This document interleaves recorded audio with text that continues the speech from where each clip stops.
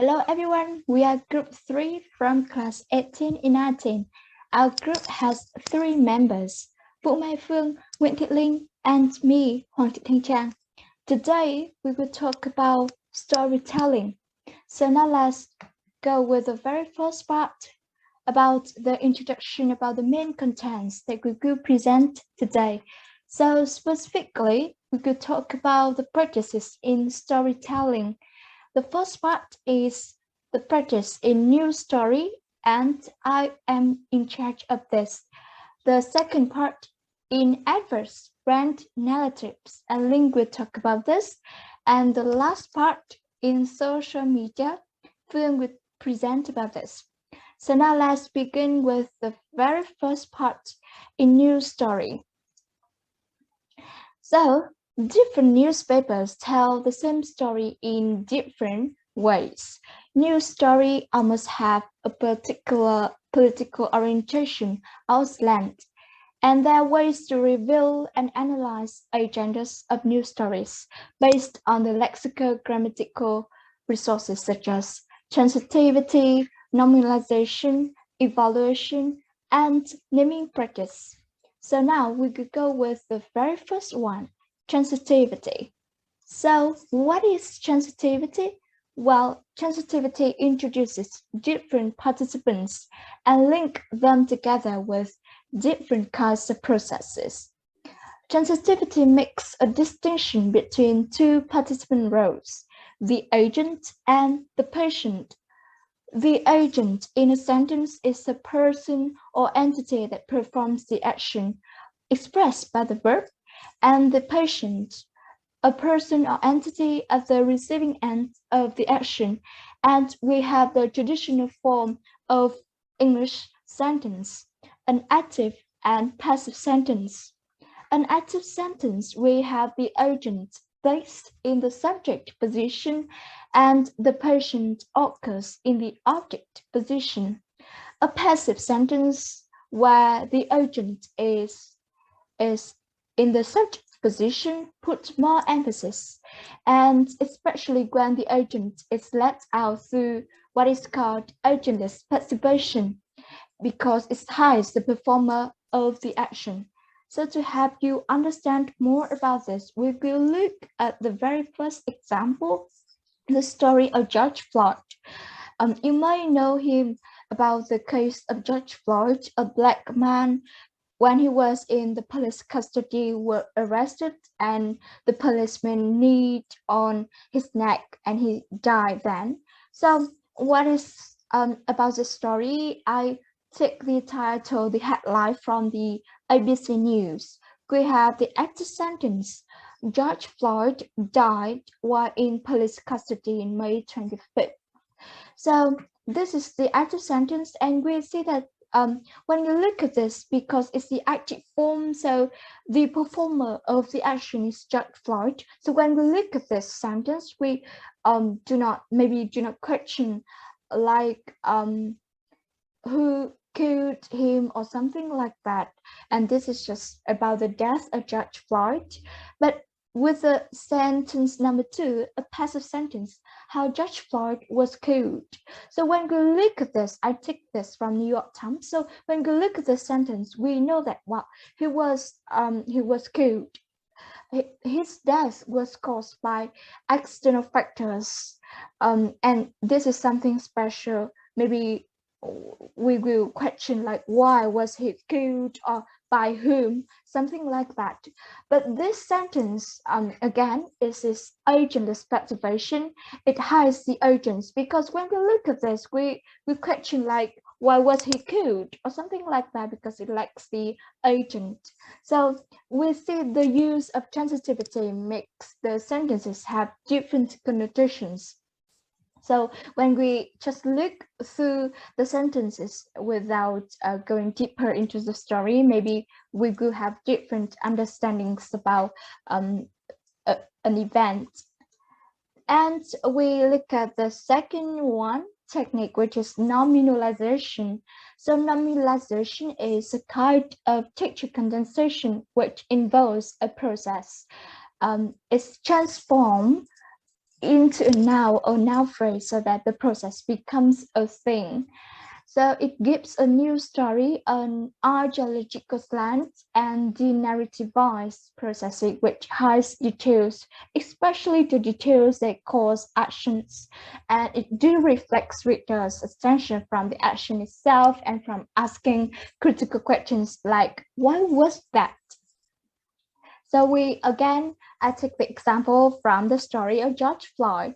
So we have the headline from ABC News. Now it's the impact of George Floyd's death in Minneapolis. So when we look at this, we just know that the process being killed or something about George Floyd's case. Now it has turned into just a noun phrase, George Floyd's death.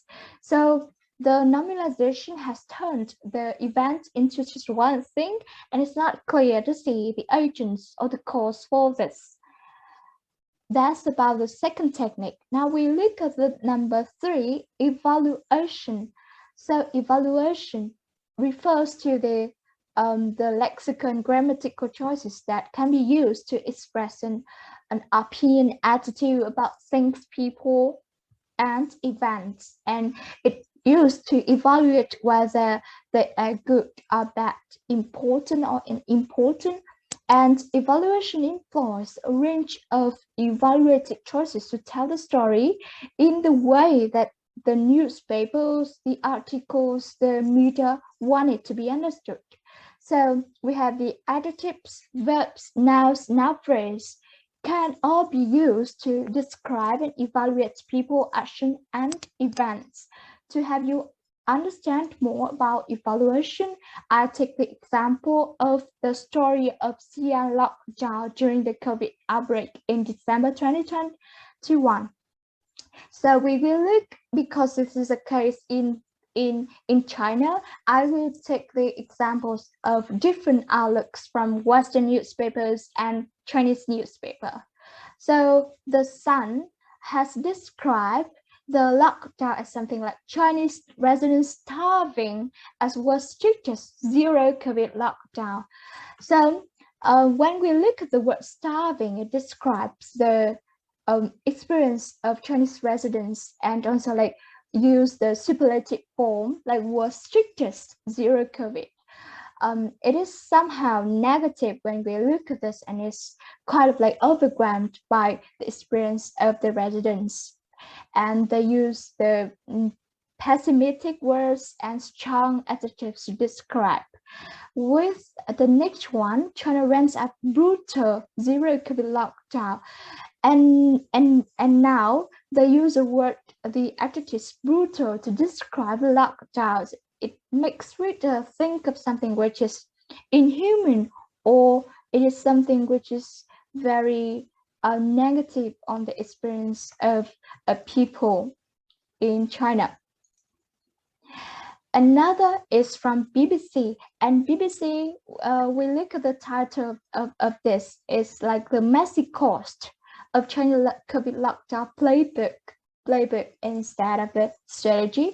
And then they describe something like bearing the brunt of the measures. Again, the noun phrase is like the brunt of, or talk about when they talk about the experience of the reactions of people reading the news about China, like left horrified and in disbelief, and also like they use such mismanagement and like a planning. So they explicitly express their opinion that this lockdown policy is a mismanagement, and it's lack of planning.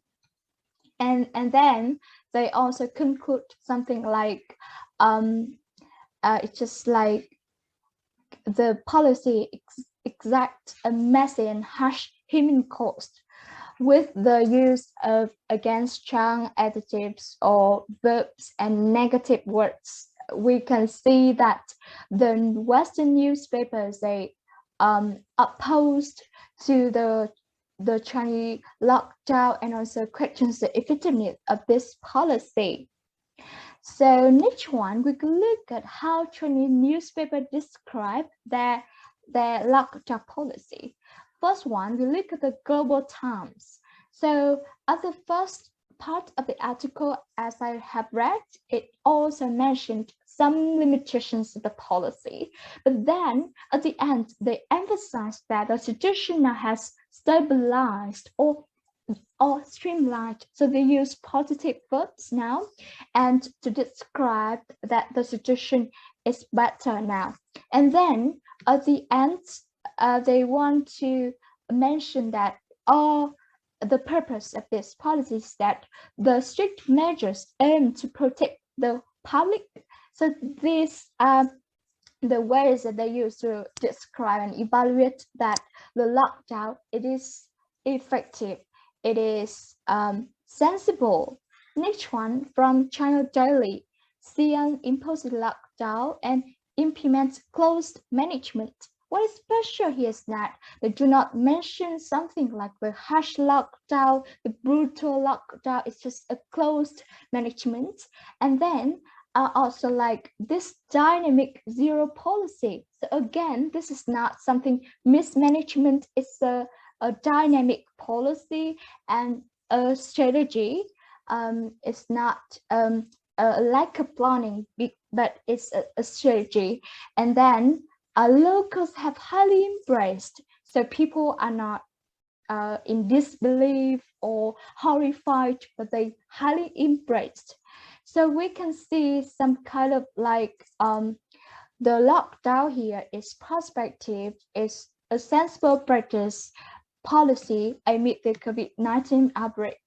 So with a different tones of describing the situation and different use of word choice, we can see that Chinese newspaper and Western newspaper to describe, evaluate the event in a very distinct ways.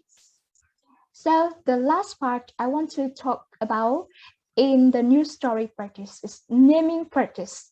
So naming practices is the descriptions of people through various naming practice, which can carry explicit and implicit meanings, often ideologically colored meanings. So like the name itself, it's about how they name the event. So I take an example from, again, the COVID-19 in China, but this time it's about the story of COVID-19 rules breakers parade in Jingxi, China. And we continue with the Western news and the Chinese news. So Western news, when they describe the situation of COVID-19 rule breakers who were put in a parade on the street in Jingxi. They describe something like, I take from the France 24, public shaming of average COVID rule breakers sparks backlash in China. So they use the word public shaming. It's not just a parade, it's a public shaming. And then from the time, Chinese city publicly shames lockdown. It's like publicly shame lockdown. Of course, this is not naming practice, but maybe it relates to the previous practice about evaluation. And then continue with this, and they call this as the streets of a Chinese city in a shaming parade. So this is public shaming, and we have shaming parade. We all have the word shaming in front of the word parade. So this is just a normal practice. It's shaming people, and of course when we shame people publicly, it's not encouraging, and it's something which the Western news they criticized. And what local Chinese newspapers describe, well, it's just a disciplinary action, and also they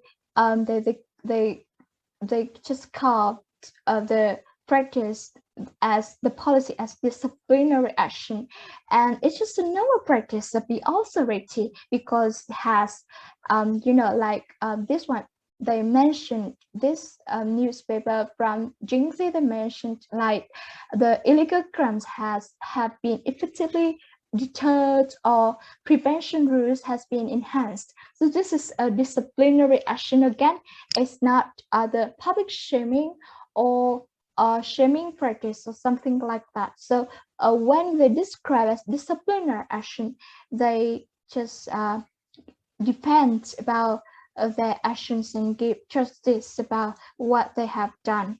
So I have just talked about the technique of of news media in storytelling in news story.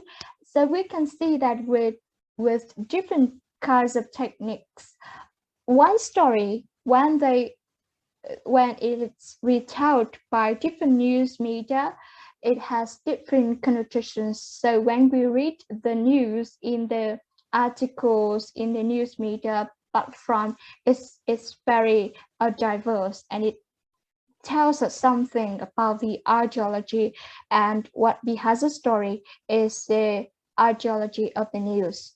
So that's about the first one, the storytelling practice in news story. And now we're gonna move to the next part to see what the news storytelling, what is the storytelling is practice is in adverse brand narratives. And this will be presented by Ling. Thank you so much. Thanks, Chang. And now I will be interested in storytelling in efforts with brand narrative. We can see many images, many posters, and many people from the company enterprise. And those images released by each company communicate a set of values and activity with their products and services. The set of value employed in all the materials and services that the company offers, according to Liskin Treaty in 2018. And this process is called branding. The brand narrative provides consumers with compelling stories in which they can imagine themselves as characters, but also reinforce the goals and values of the company. So you can say that brand narrative push potential buyers to buy the product of this company. And in this part, we will focus on equality campaign from Nike. The campaign was released in February in 2017. It is a black and white 90-second advertising by many sport idols. We can see their names here. And the campaign encouraged people to take the fairness and respect they see in sport and translate them off the field according to Nike. Now we will watch this video. Is this the land history promised? Here, within these lines, on this concrete court, this patch of turf, here you're defined by your actions, not your looks or beliefs. Equality should have no boundaries.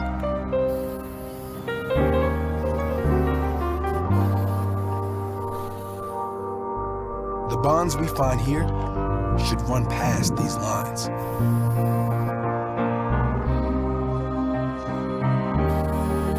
It's been a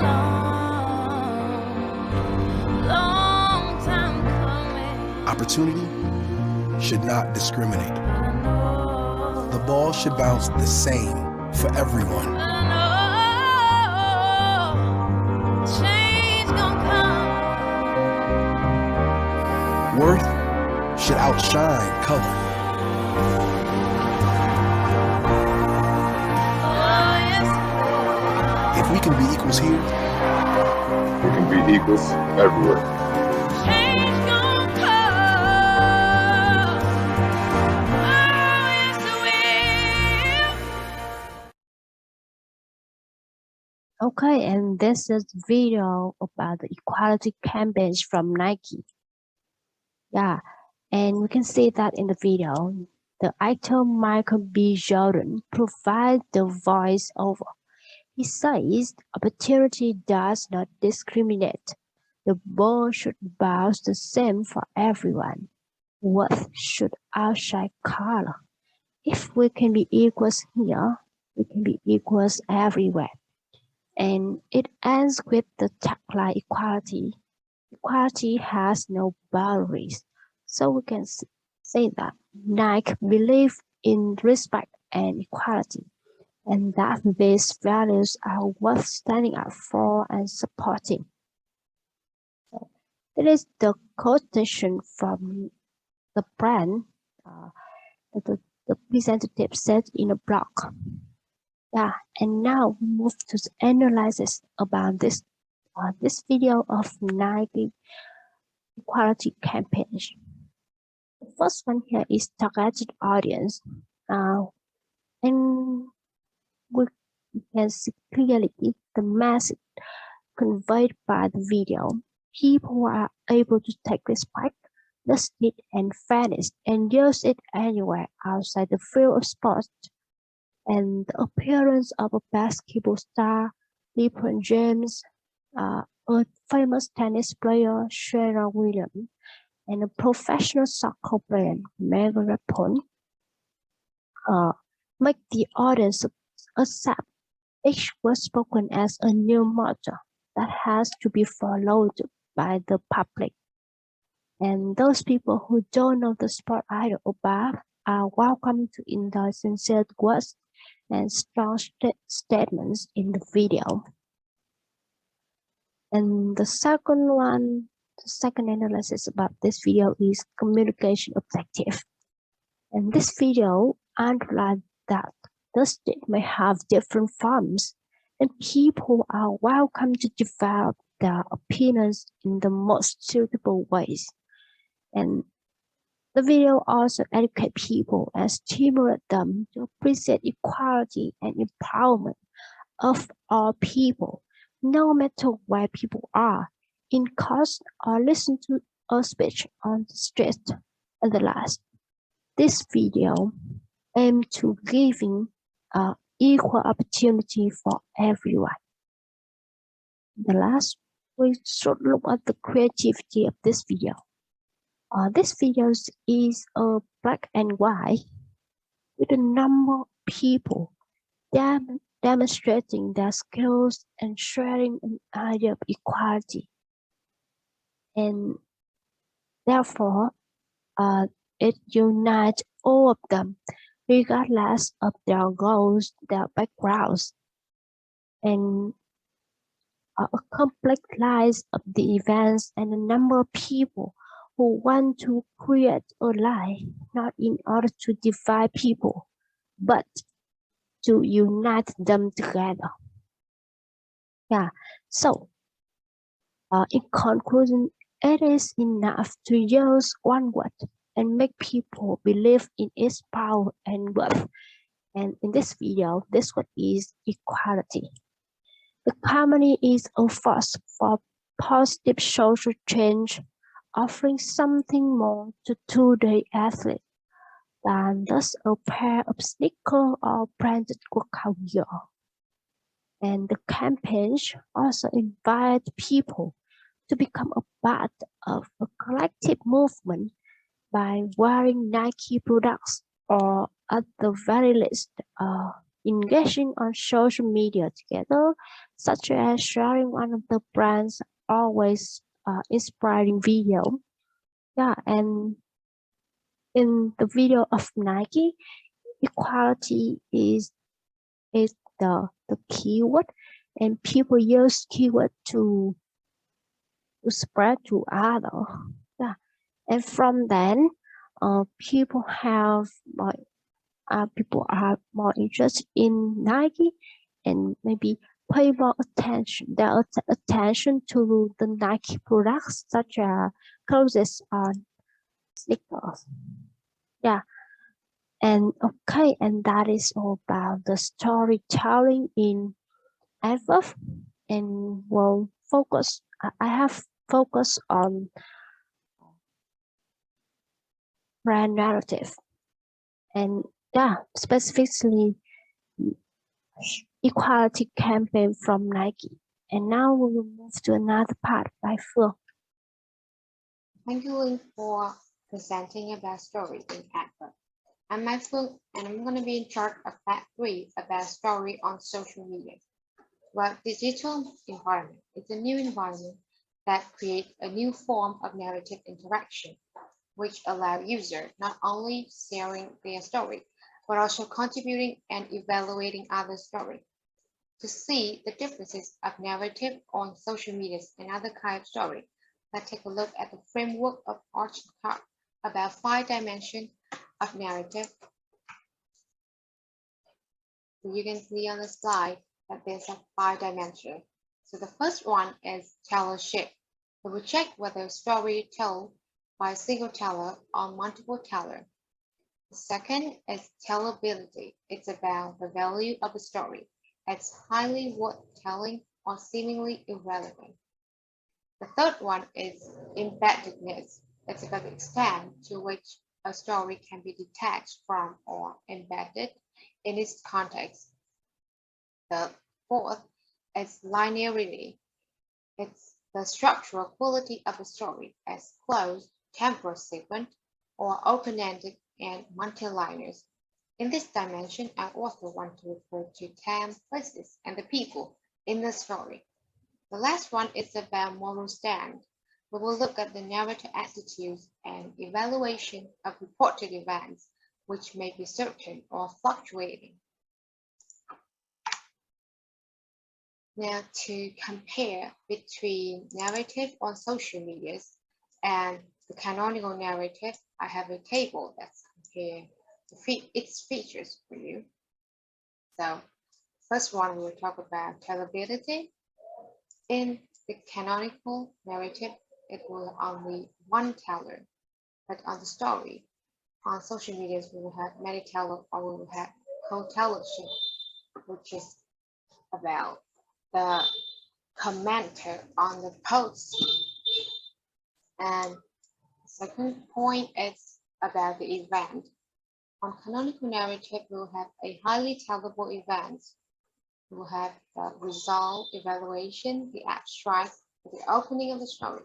But on social media story, which is just the sharing of the user, or just better communication, which is user want to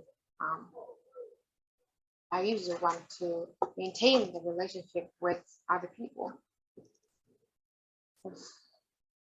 The third point is about the chronological structure. On a model story will have a clear timeline, but on social media, the story will be spread out in different time scale. So you can see that on any kind of Facebook account, we will have different stories that were posted on different days. The last point is about moral stand. So a canonical narrative will have a strong moral stand, but on social media, story don't need to have moral message. They will just be sharing. So sharing does not need to have any kind of lesson.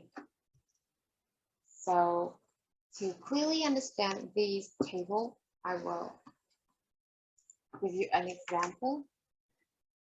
So this is the 2 posts that I got from a Facebook user. So you can see that the first post, the post is on March 2nd, is about the user feeling of a show called Awake. And then he asks his friend about the premiere show. And in the second post, he just asks people about how they wake up so early, the reason why they wake up so early. Well, you see that there's not just one teller, but there's a many contributor, which is the co-tellership that I just mentioned before. So there's a one user post this Facebook post, and then in his first post we have 7 commands, and in his second post we have 17 commands, which is so many people contribute into his question. Second point is about the contents of his post. So these features are just sharing of the user on different events in his life. It's just in the second post, it's just his question, because of his curiosity. So they don't have any kind of abstract or evaluation or resolve as the canonical model of story. So that is the difference. The next is about the chronology. So we can see that we have unclear chronology. Each story was posted on different day. Well, normally reported events are told in the past tense, which is about the event that happened before the tense was told. But in this case, you see the post in the comment section. User also use the present tense. Sounds really good. Or in his second post will be our contributor also answer his question in present tense. And we can see that these two posts just have one thing in common, that were posted by one user. But these events seem disconnected. Because he just update a single event happening in his life, and we can see the lack of sequentiality. And about the lesson, well, there's no lesson embedded in this story. I think maybe we just have a lesson about how we're getting up early for work in his second post. So the other features of narrative on social media, we have multimodality, which means that user can create and share story not only through written form, but they often also use images, color, typography, sound effect, and emojis to express their feeling, emotion. Well, I have a post on Facebook about a new couple. So you can see that this narrative is a combination of image and text. In the written statement, the orange bold word congratulations show that the user wants to emphasize into their blessing to the new couple. And in this picture, we can see that it says in the middle of the wedding. And maybe the teller can be one of its participation. And on the comment section, we also see the big orange word and then emojis. And then we also have a pictures that have the two rings, which is represent for a new couple. This quote is not only a congratulation to the new couple, but it also announced about their marital status. So this is about the multimodality features of story on social media.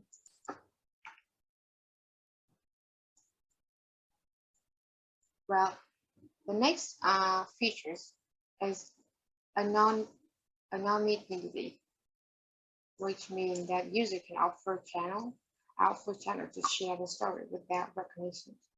So with the custom forum, people are encouraged to disclose their problem or secret. Well, you see that there's a lot of groups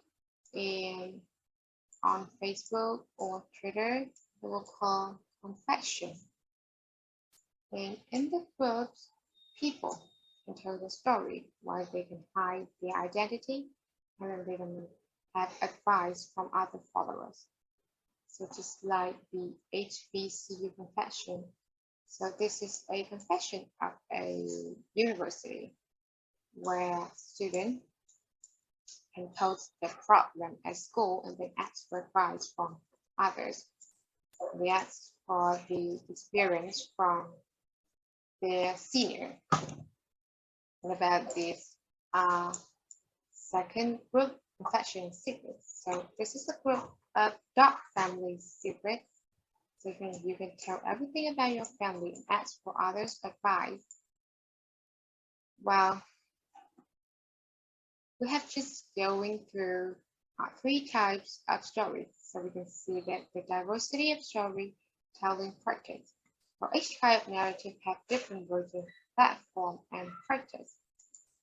And our presentation today is a summary of platform 3, storytelling, telling and retelling stories in the book Language and Media, a Read for Book for Students.